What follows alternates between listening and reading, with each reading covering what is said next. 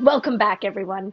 Prince Edward Island is got to be one of the most stunning parts of our country, known for its beautiful beaches, amazing people, and amazing seafood. Our next guest is sharing recipes inspired by the island's ingredients in his new cookbook, Farm, Fire, and Feast. Please welcome to the social, Chef Michael Smith. Hey, Hi. hey. Hi, guys. Good to see you all the way from the East Coast. You're Hi. looking great. And this kitchen, you're coming to us from the kitchen of your award-winning restaurant, Fireworks at the Inn at Bay Fortune. And a lot of the recipes in the new cookbook feature recipes from the inn. Now, I have never been. It's a dream of mine to go, and I'm sure Lainey's too, until that dream becomes a reality. Can you tell us what makes the place so special? Sure, thank you. First and foremost, we are a farm, and that's really captured in the title of the book, Farm, Fire, and Feast. We're one of the fortunate restaurants out there that gets to grow what we serve. Now, we don't grow 100% of what we serve, but boy, we get awful close. So we are an 8-acre organic farm first, sustainable regenerative agriculture. That's what we're all about. We grow what we serve, but we also feature ingredients from the island itself. So we simply don't serve it if it's not grown on Prince Edward Island. So we are surrounded by a thriving food culture here. And largely, though, our produce, our vegetables, our herbs, those sorts of things, we grow all that ourselves. We've got about 250 different plants on our farm every year. Then we sort of go off property for fish, seafood, for our oysters, and for all of our different meats. Okay, so you mentioned oysters. I love oysters. That said, I don't have oysters at home. Like, oysters is always a thing that I go out to eat. Let us know what we need to know when we're like cooking oysters at home. Hey, Oysters 101. We are Oyster Island. Prince Edward Island truly is one of the world's greatest destinations for oysters. Aficionados make a point of traveling here. And I'm looking at the bay right in front of the restaurant. Bay Fortune Oh, is where we get our oysters. We've got them all over the island as well. We've got Raspberry Points with us today. Lots of great oysters here.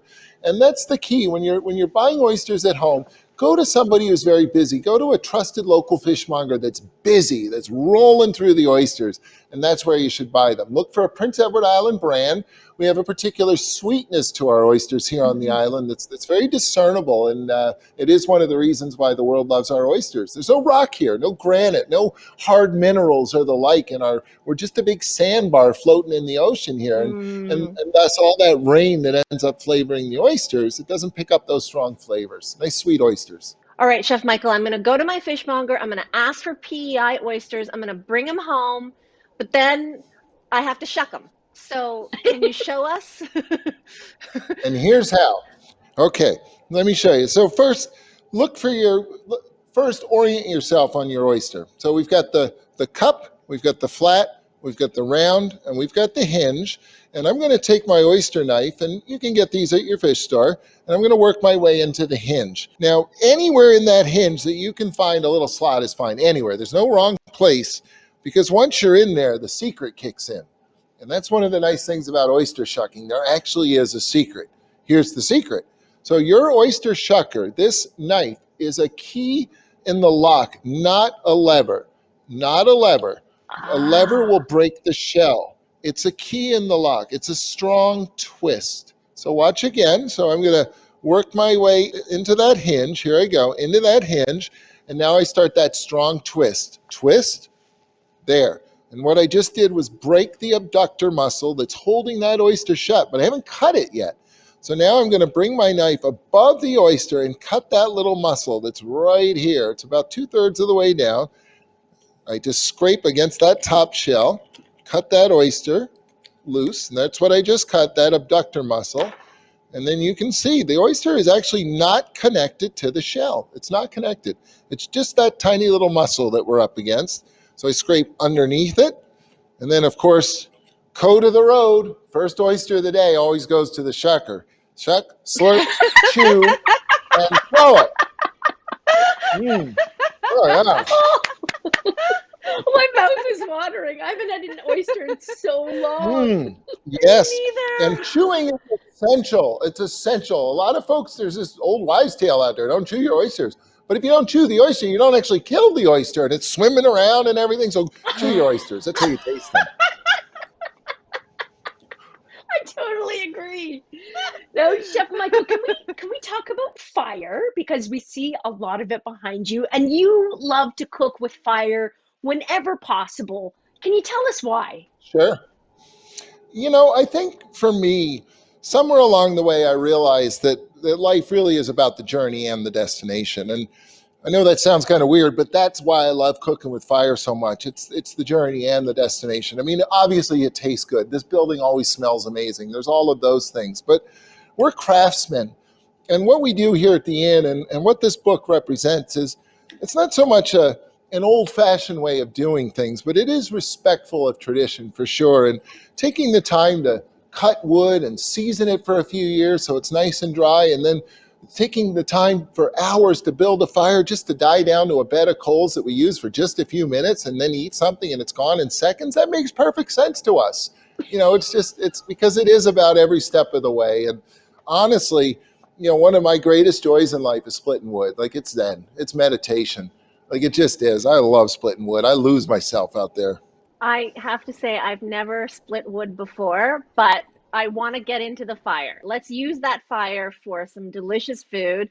I think maybe smoked salmon. I actually don't know how salmon is smoked. So, how do you smoke salmon?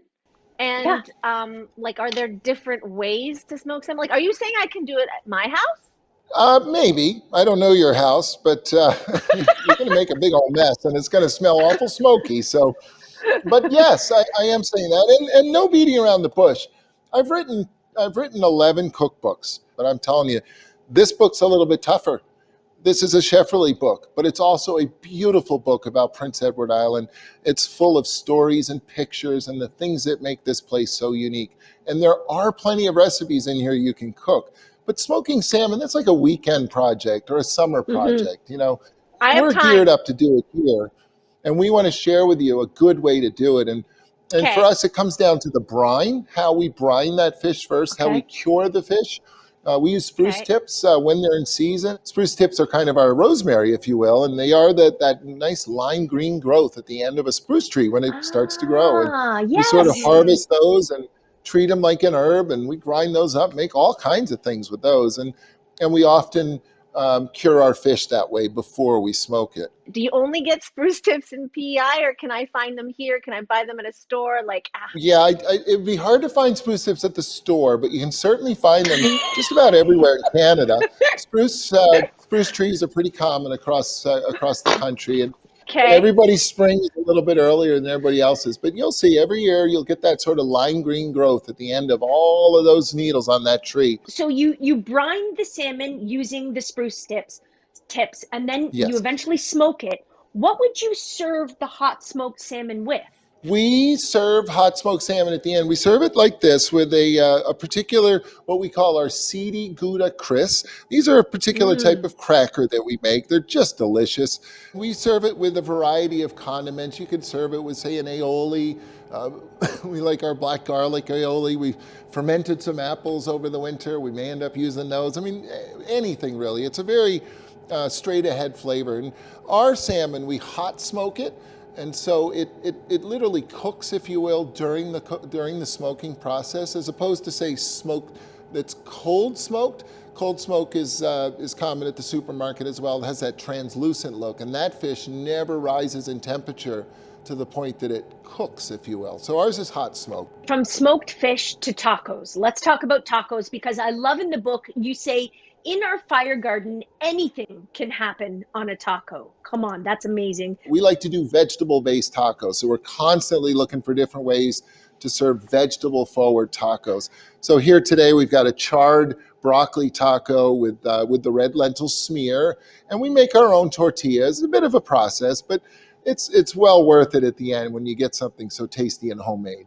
One of these days, Jess and I are going to come to PEI and be able to see you in person and taste all of these dishes in person. But until then, we will savor Farm, Fire, and Feast, which is available now, Chef Michael's new cookbook. Check it out.